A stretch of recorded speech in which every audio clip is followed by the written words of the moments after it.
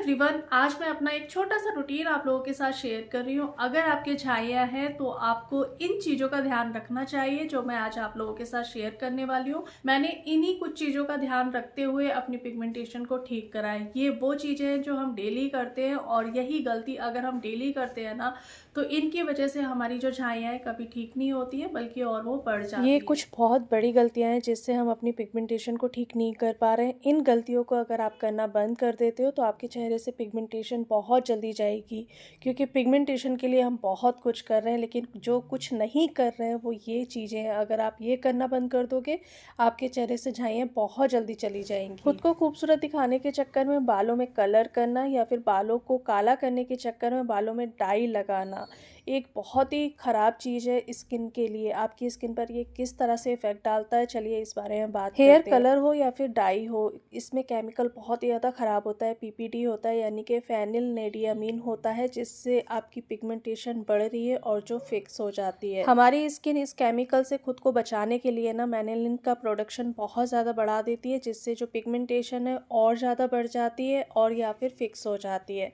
लेकिन आजकल तो कम उम्र में भी बाल सफ़ेद हो रहे हैं। इसके लिए अब क्या किया जाए, आपने हरी मेहंदी को अपने बालों में लगाना है। हरी मेहंदी को जिस तरह से मैं प्रिपेयर करती हूँ इससे एक डार्क ब्लैक कलर आता है।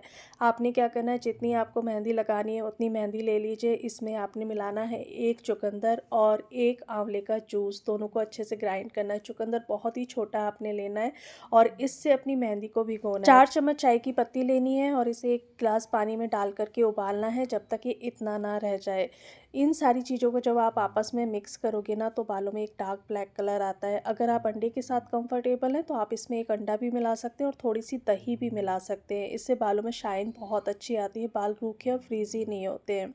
मैं हमेशा हर महीने इसी तरह से अपने बालों में कलर करती हूँ, बिल्कुल नेचुरल डाई बन करके तैयार हो जाती है। बट फिर भी अगर आपको ऐसा लग रहा है कि बालों में डाई करना बहुत ज़्यादा ज़रूरी है, हमारी मजबूरी है, तब आपने कुछ चीज़ों का ध्यान रखना है। आपने जो कलर लेना है ना वो एक अच्छी कंपनी का लेना है। दूसरा, जब भी आप अपने बालों में कलर करें तो चेहरे पर मॉइस्चराइज़र या फिर वैसलीन ज़रूर लगाएं। चलिए, दूसरी सबसे बड़ी गलती जो हम हमेशा करते हैं, सबसे पहले मेरे जो अनचाहे बाल हैं ना, आप उनकी ग्रोथ देख लीजिए कितनी ज़्यादा कम हो गई है। जब मुझे पीसीओडी हुआ था ना तो आप सोच भी नहीं सकते हो मेरे चेहरे पर कितने मोटे बाल और कितने ज़्यादा हेयर्स हो गए थे। बट जब मेरा पीसीओडी कंट्रोल हुआ, थायराइड कंट्रोल हुआ, तो मेरे जो बाल हैं अपने आप ख़त्म हो गए। हाथ पैर या फिर बॉडी का कोई भी हिस्सा हो हमारी स्किन से बहुत ज़्यादा अलग होता है। हमारी स्किन हाथ पैरों की स्किन से बहुत ज़्यादा सेंसिटिव होती है। हाथ पैर पर जब हम वैक्स करते हैं तो उसका इफ़ेक्ट इतना ज़्यादा नहीं पड़ता है, बट जब चेहरे पर हम वैक्स या फिर रेज़र लगाते हैं ना तो स्किन बहुत ज़्यादा सेंसिटिव हो जाती है। पोस्ट इन्फ्लामेटरी हाइपर पिगमेंटेशन हो जाता है यानी कि PIH हो जाता है, जिससे स्किन बहुत ज़्यादा सेंसिटिव हो जाती है और स्किन पतली भी हो जाती है। क्योंकि वैक्स या फिर रेज़र आप करते हो ना तो ऊपर की जो एक पतली सी बारीक सी लेयर होती है ना स्किन पर, वो हट जाती है। एंड ये कोई परमानेंट सॉल्यूशन नहीं है कि एक बार आपने रेज़र लगा लिया या फिर एक बार वैक्स कर ली तो आपकी 6 महीने की छुट्टी हो गई या फिर हमेशा के लिए बाल ख़त्म हो गए। हर महीने आपने ये करना ही करना है, तो स्किन बहुत ज़्यादा ट्रॉमा में आ जाती है, बहुत ज़्यादा मतलब सेंसिटिव हो जाती है।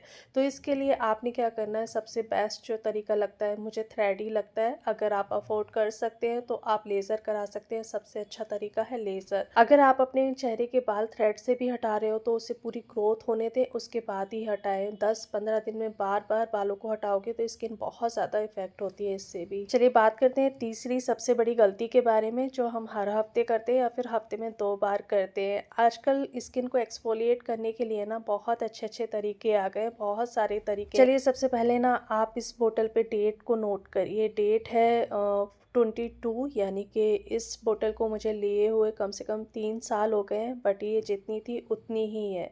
इस चीज़ को आप समझना कि ये मेरी स्किन को बिल्कुल भी सूट नहीं करा। AHA है, ये BHA है जो स्किन को नेचुरली एक्सफोलिएट करता है। केमिकल पील है, इससे बोला जाता है स्किन बहुत अच्छे से एक्सफोलिएट होती है और एक नई स्किन आती है। बट जब मैंने इसे लिया था सिर्फ एक ही बार यूज़ करा है और उसके बाद मैंने इसे अपने चेहरे पर नहीं लगाया है, क्योंकि इससे मेरी स्किन पर बहुत ज़्यादा इरिटेशन होने लगी थी, स्किन बहुत ज़्यादा मुझे ख़राब लगने लगी थी। स्किन को एक्सफोलिएट करने के लिए ना ढेर सारे तरीके मार्केट में आ गए हैं, बट अगर मैं डिटेल में जाऊँगी तो कुछ लोग कहेंगे वीडियो बहुत लंबी कर देते हो। आपने बस इतना ध्यान रखना है, हफ्ते में 1 से 2 बार चेहरे पर स्क्रब लगाना है और जब भी आप स्क्रब करें बहुत ही माइल्ड मॉलिक्यूल हो और उसके बाद अपनी स्किन को हाइड्रेट करें। ब्लीच से बाल कलर होते हैं, जो आप चेहरे पर ब्लीच करते हो ना, उससे बाल कलर होते हैं और मुझे ऐसा लगता है कि 20-25 दिन में वो कलर निकल जाता होगा, कोई फ़ायदा नहीं है। रेज़र से बाल ऊपर से कट होता है जिससे वो दोबारा ग्रो कर जाता है और बहुत तेज़ी से ग्रो करता है, इसीलिए मैं रेज़र भी नहीं करती हूँ।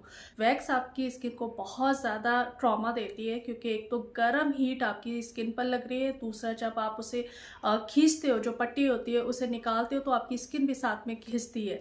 उससे क्या होता है, आपकी स्किन लूज भी होती है, डार्क भी होती है, काली हो जाती है और चेहरे के जो बाल है, ऐसा तो है नहीं है कि परमानेंट निकल जाएंगे, वो दोबारा से आ जाते हैं। मैं अपने चेहरे के जो बाल निकालती हूँ थ्रेड से ही निकालती हूँ। बालों की ग्रोथ भी खराब नहीं होती है और एक टाइम आते आते जो आपकी ग्रोथ है बहुत ज़्यादा कम हो जाती है। मेरी तो ग्रोथ काफ़ी हद तक बहुत ज़्यादा कम हुई है, 99% तक ख़त्म हो गई है। तो अगर आपके हार्मोन्स बैलेंस रहते हैं तो आपकी ग्रोथ अपने आप कम हो जाएगी।